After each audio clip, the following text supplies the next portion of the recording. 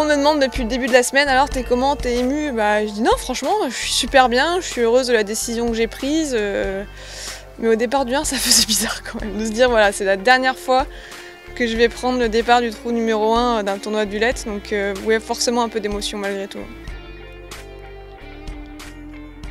Il y en a pas mal. Le premier, c'est déjà l'obtention de ma carte sur le circuit, parce que je l'ai eu dès ma première tentative. Après, il y a la victoire en 2007 au Portugal. Après, il y a eu les cartes américaines en décembre 2007 aussi. Là, c'était vraiment une très très grande satisfaction. Et puis les 2 autres victoires sur l'ETAS, donc Terre Blanche et Dinard, parce que pareil, un tournoi en France, gagné devant son public, ça fait toujours plaisir.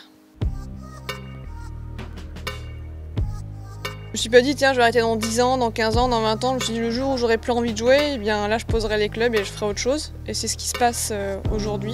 Une lassitude, puis surtout une perte de motivation à aller à l'entraînement. Et j'ai bien vu aujourd'hui que quand on manque d'entraînement, on prend cher quand même.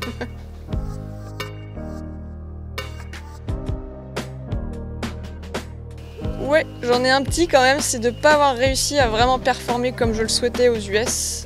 Et surtout de ne pas avoir continué plus longtemps là-bas, même si c'était difficile, de ne pas être retournée encore une ou 2 fois aux cartes.